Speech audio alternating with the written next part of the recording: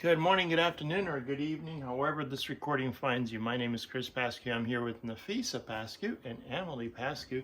Again, we are here at what? What time is it, guys? We always do it this way. Like about 2 in the morning? We're 2 in the morning here discussing topics that influence and affect our lives today. Nafisa brought up a good question. What is your question? How are churches different from Walmart or Home Depot or a business that they deem essential? Well, as far as the First Amendment, Second Amendment, Third Amendment, Fourth, and so on, amendments are written with the intent to protect the interest of the citizens, the people that dwell within the country. So in regards to the First Amendment, the right to publicly assemble, the right to freedom of speech, all those are protected in the essence or in the purpose of keeping liberties and activities that are peaceful protected. So in the form of enticement of violence, in the form of procreating a risk, those are not protected constitutional rights. So if I'm going to go and threaten someone in the public right away, I have the freedom to speak freely out in the public. However, threatening someone's life or threatening behavior or activity that is threatening or causing a risk is not a peaceful protest. It's not a peaceful assembly.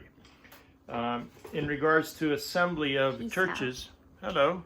In regards to assembly of churches, assembly of institutions, assembly of I guess any particular entity that is, it goes the same.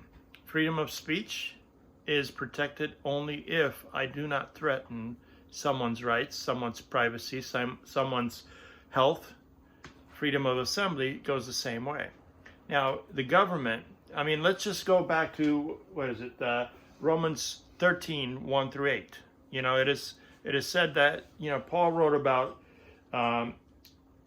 abiding to the authority above us and allowing churches or Christians to respect the authority above us, or not allowing, but actually instilling a belief that we have a responsibility to abide by the governing authorities. So if you read Romans 1 through 8, you can identify and clearly vindicate a responsibility for the Christian communities to abide and respect the governing authorities above the churches. Now, and that is in the essence of not violating the Christian fundamental principles, you know, the belief structures that we have. If it goes against, if the governing authorities go against the Christian faith, then that's a contradiction of that particular verse, Romans 13, 1 through 8. However, if we bypass that and we say, you know, we go by the Constitution. As Christians, we have the right to freely assemble. However, we don't have the right to freely assemble if we produce a risk, if we create a threatening behavior, if we are essentially violating protocols that the government has established to protect our interests, our values, our life, our health. If the government, our entities, our governing authorities have created a protocol and they believe that we are at a threat as a community, and yet and they disclose that to the general population, yet we ignore that as the church, we are no longer under the peaceful protest constitutional right. We are then considering violating our own First Amendment. We are no longer peacefully. We are creating a risk to the general population. Now, if we follow principles, you know, guidelines that the government has established, you know, putting on a mask, having 6 feet of distance between each other, various principles that the government has established, and we are able to meet, I believe that's totally within our rights to meet as the First Amendment dictates. We are peacefully assembling just like any other institution has. Okay, that makes sense. What do you think of that? Yeah. What do you think of that, Emily? Mm-hmm. So does that mean that can we go to church together and forget about social distancing, forget about masks, forget about I guess, meeting any standard for protecting or creating a less risky environment? I mean, churches do that all the time. It seems like, they want to get together as they were before. Mm-hmm. So what do you think about that? To just continue meeting without thinking about how to stay safe? Just ignoring the risk. No, of course not. No, they need to take precautions and create a safe environment for their members. And if I personally feel like if they encourage the meeting in person, it opens it up for each individual church to interpret. And while they have that right to, I just feel like it seems safer to just make it across the board the same standard, because then each individual type of service, whether it's a movie theater or a sporting event or a concert hall or whatnot, they're all going to end up having some sort of fine-tuning to it and say, well, if these guys can meet and they consider it essential, then so can we. And then we're just really back to the same place we were before. Right. So what do you think, where's the flawed or where is the flaw in this whole thing? I think a lot of institutions believe that there's conflicting information. Not everybody's on the same page when it comes to assembly. I guess I see the perspective of what they're saying about, well, how could a grocery store stay open and a restaurant stay open to continue providing some sort of service, but these other businesses are not deemed essential. I get that, because who's to say who's essential and who's not? Everybody who is providing a service should be considered essential in their own space. Sure. But, so I mean, I guess the flaw is probably, instead of just saying all these doors need to shut, is probably creating a set of guidelines to say, if you're remaining open, not just like with the grocery stores now, they are limiting to 50 people or whatnot, and they're only allowing them in with masks, and they're only allowing them so many places. And I mean, so they have those guidelines, but I think they're just learning as they go. And so maybe... You see, this is the problem. I think that right now our government, and that may be the state agencies, that may be the federal government. I'm not really sure. I'm not up to code as far as what the statutes, what the new laws, the ordinances that were written. I believe we are being, I guess we're not given clear instructions. And so what would be great to see is a particular statute, a particular ordinance, a particular law that clarifies the freedom to assemble and the particular violation if we don't, in regards to how to assemble without inviting or instilling or creating a risk environment, or meeting the obligation of peaceful assembly. And so when the government or the state identifies that clearly and says, okay, you know what, it is okay to meet in any particular institution in any kind of setting, as long as there's no violation or no restrictions or no instillment of risk or health risk, that is, or it's like I was telling you earlier, if a group of people are deciding to go and meet up on top of a volcano that hasn't yet erupted, and the scientists are saying, oh, this volcano is going to erupt, and the government scientists saying, you can't meet there, it'll erupt, and then the people say, you know what, our leaders is decided that we can meet here, and we're going to ignore the scientific experiments or the government institution. Does the government have a right to go and move those people away from the volcano before it erupts. And I believe the government has, the state government, federal that is, has not only an authority, but has a responsibility to act for the benefit of the people before, anything happens. So in that sense, we have to abide by those rules. As long as there's a threat, a risk, a condition that most people don't recognize, the government has not only a responsibility, but a authority to do so. In regards to peaceful protest, no harm, no risk, no considerable health effects, then it's okay. I think government has no right to get involved. So how I guess who's to say though that a store that's open right now is not posing risk? Is anybody there really overseeing that from a state level or federal level? Because there's, from my perspective, I see that they're not necessarily adhering to it. And so just like how they're able to do that, why can't these other businesses continue to operate and have that same type of a limitation?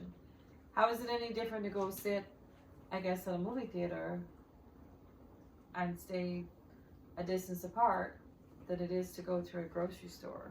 I don't think there is a difference. I think it all comes down to the risk and the risk taken, or the risk of considered, and the risk management. It all comes down to risk management. Yeah. And if the institution can identify that they're managing the risk, they should be able to meet. Right. If they are not capable, so there's two different things. There's a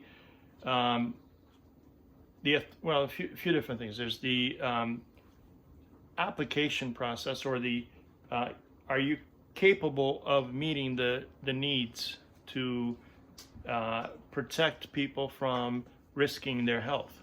Are you capable? So capability is a major factor in all institutions. That's one.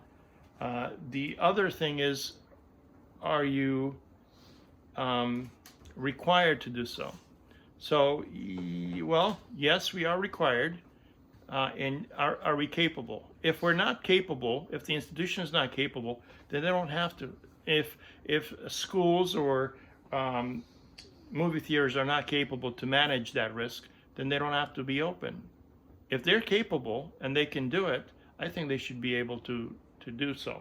Okay, so what you're saying is the business, it should be up to the individual business. So if they feel like they can meet the guidelines that are set by a state or federally or whatever, then they should have the ability to absolutely continue functioning and not just be closed. Yeah, the courts have already ruled against freedom of assembly or for freedom of assembly and freedom of speech. So, for instance, instigating violence in your comments, going out in public and speaking against someone or threatening someone in a format of freedom of speech is against the Constitution. The courts have already ruled against that.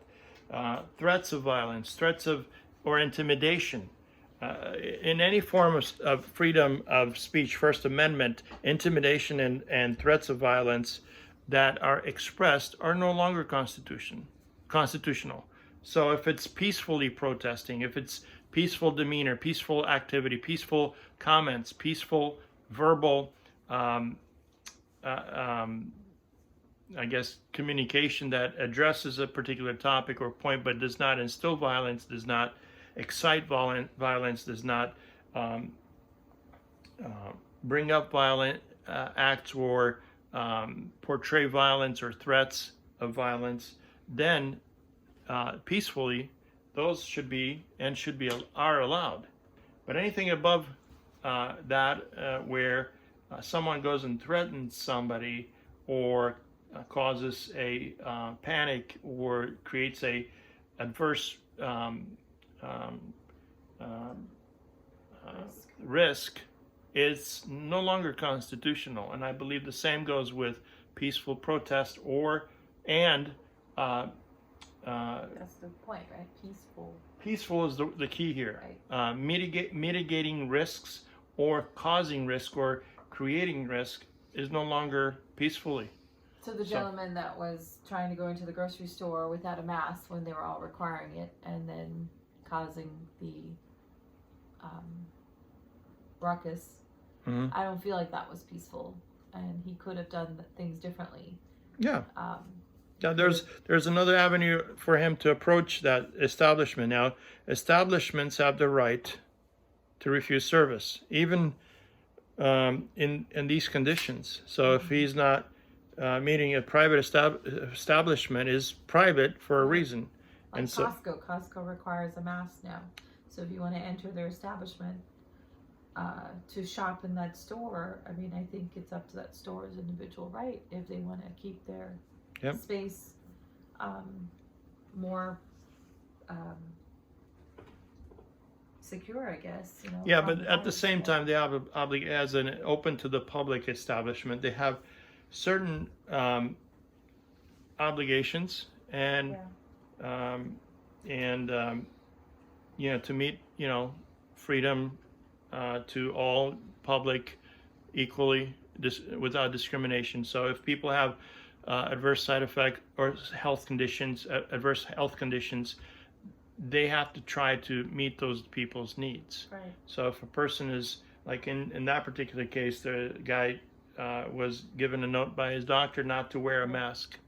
And so he they could have shopped for him if he needed it. They had that policy in place. They would have shopped for him. But he did not give them that opportunity. That's up to him. That's the individual. He did not peacefully. So therefore, he did not follow the guidelines. And he was, not only was he not unaware perhaps of the guidelines, but he was forcefully attempting to gain access into the establishment under his own policy, his own guideline. You know, so therefore, that is no longer an option for him and for people, especially today. It's the same as robbing a place, like breaking into places.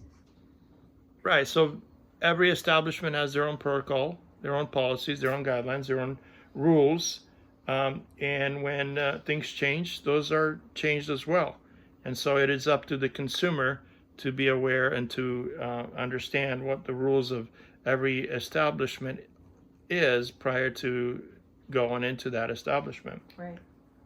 So what else you guys got to talk about? What do you want to talk, disclose, or have a verbal dialogue on camera? I just think it's still pretty ironic and just like an oxymoron for individuals right now to pick and choose when they congregate. Like yesterday being Mother's Day, and I just found it to be, you know, because we chose to not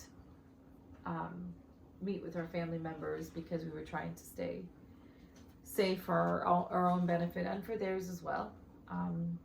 But I would say 90% of the people that we saw on social media did post pictures with their family, you know, where they met that weren't with their own households. And I just don't understand their logic where, how did that one day become okay, but all the other days are not?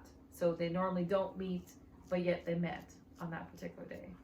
Yeah. And so that just kind of seems like you pick and choose when it is. Did the coronavirus take a day off? It's like, oh, it's Mother's Day, so I'm not going to infect anybody today. And so I feel like this is where the gray area is of giving people the option to choose, I guess, will become a problem. So, you know, I know we're living in a first world country, and we have all these rules in place and constitutional rights, but I guess, you know, we're up against something that's new to most of our current generations, and so we're gonna have to come up with some guidelines to make sense. We gotta adapt. We gotta adapt to the changes. Yeah. Everything in this world changes, from our chromosomes, or well, not chromosomes, from our bodily functions to our existence on this planet changes. From babies, we transform into adults, and eventually we return back to the dust that we were created from. We are essentially changing an overly changing humanoid or created being. And so a lot of people forget that and they ignore that. And so when they ignore reality, they deal with the consequences. Well, I think too, they just become complacent after just Complacent, yeah. a few months. I mean, I think initially they all were on board with what was in place because of fear. They were seeing people dying initially, and which is kind of ironic because in the beginning when all these things got put in place, there weren't that many deaths at the time. There was very few.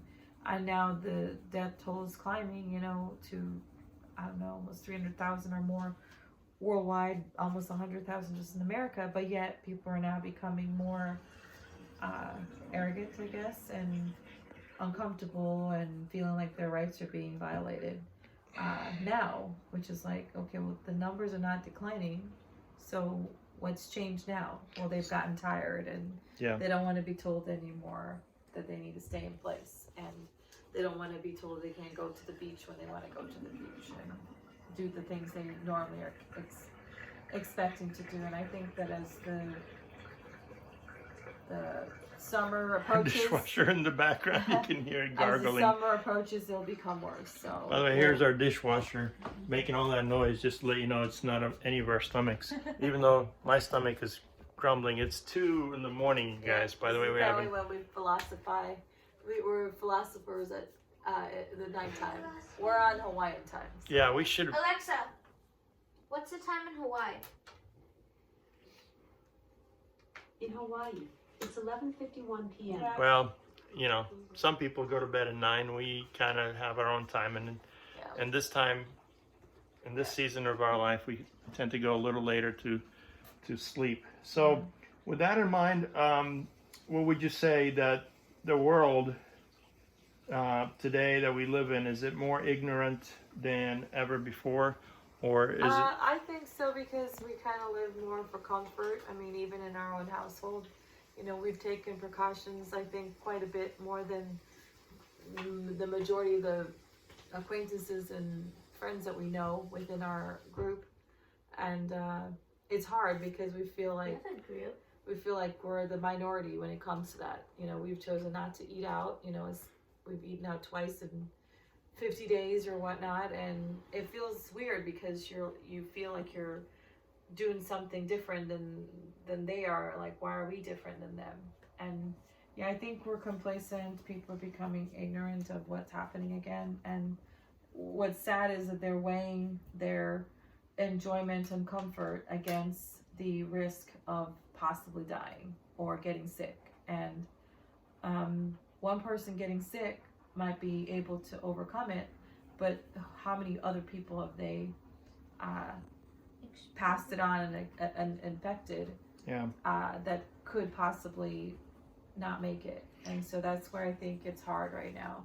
I think, I agree with that, and I think, if we take risks in lieu of awareness, we deal with the consequences. But there's faith. There's also faith. And so that's where the other part comes in. I feel like we can't just walk around in fear and just... Yeah, however, I don't think, like we had the discussion earlier, there's a difference between faith and education, or faith and awareness. Do your best, God will do the rest. Amen. Do your best, God will do the rest, indeed. And that's actually a very good to end this. Or we can go into further explanation of what we talked about in faith and awareness. Would you like to? It's up to you. Well, so Adam and Eve, the creators of the original sin, or the acceptors. I don't know how to define them. Well, they began life as we know it. The initiators of the original sin had a choice to make. God allowed them to choose and gave them the right to choose. And when sin entered the world, they chose sin. And so from that moment on, our world has been broken. And as today we live in a broken world. Nothing is perfect. Sin lives amongst us. So we try to mitigate sin and manage sin and run away from sin. So that's kind of our focus in life as Christians. However, the choice that Adam and Eve had, we also have today. They chose to accept or to violate God's commandment or God's instructions. And because of that, they dealt with the consequences. So essentially, the first thing we have is choice. The second thing we have is what's called is consequences of our choice. However, we also receive education or awareness. As soon as Adam and Eve, right just after Adam and Eve ate out of the forbidden fruit, what happened? They became aware. What were they aware of?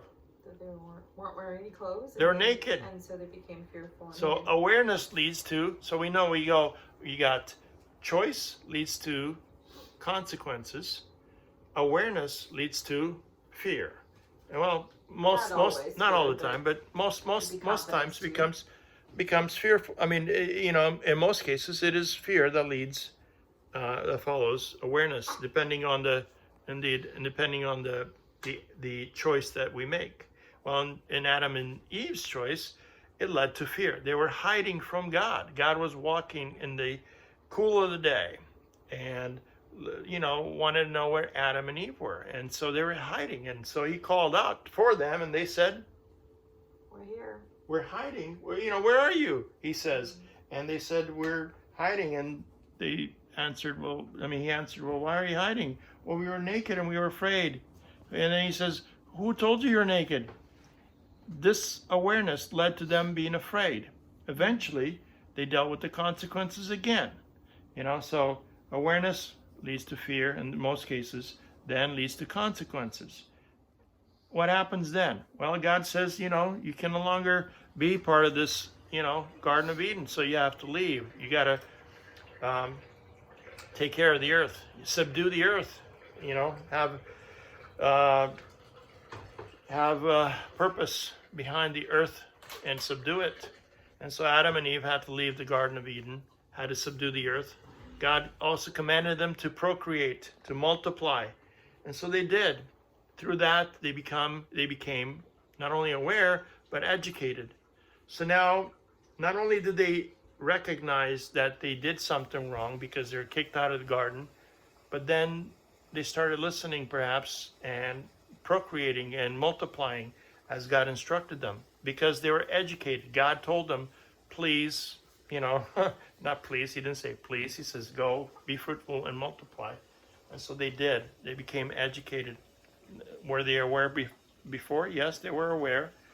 Did they deal with their consequences? Yes, they were mitigating their consequences. So consequences which lead to education. Education leads to wisdom, or knowledge leads to wisdom. So in our world today, I believe that there's also the faith part. So I believe that faith lies in lieu of our knowledge. So when we no longer are informed, we have to have faith. So if God gives us information and we process, we translate, we receive that information and we make sense of that information, we act on the information that we receive, we don't have to have faith because God is saying, do this, follow these instructions, learn of these things as God did with Adam and Eve. Follow my instructions and it will be okay. When we no longer have the instructions, when we no longer can see in front of us and God has not provided the answers, we have what's called as faith. Faith is, as it's written here on the wall, walking by faith, not by sight. In 2 Corinthians 5:7, it talks about, blind faith or faith in lieu of works. So what does that mean? Well, that means simply this, is that if we have faith in something that we don't see, it's something we don't understand, it meets the obligation, or it meets the the criteria for faith. If we understand something and yet we have faith that God will take care of us, that also meets the criteria for faith and also for God's purpose in our lives. But a lot of people today, they not only understand what God wants them to do and don't do it, but then they decide that in lieu of what they know, in lieu of their understanding, they're going to simply just say they have faith. So God tells them, don't do this, don't walk this way, don't choose this path. And yet they say, you know what? I know what I know what I've been told, I hear the message, I understand the message, but I'm still going to have faith that God will protect me. I think that contradicts the awareness factor. God gave us ability to rationalize and be aware and recognize and understand. And when we understand and we are aware, when we rationalize our knowledge and make sense of what's in front of us and do contrary to that, we face the consequences. If we have exhausted every aspect of our understanding or knowledge that God has placed forward, and we no longer have the ability to mitigate our knowledge and transform it into wisdom, we no longer are able to decide on what we know. The rest is left in God's hands. We can have faith and say, okay, from this point on, what did you say, Emily, earlier? Do your best, God will do the rest. Do your best, God will do the rest. It's a pretty simple way to explain it. So with that in mind, it's 31 minutes into this recording. Thank you for watching. It's 2 something in the morning. Have a blessed day, and we'll talk to you on the other side.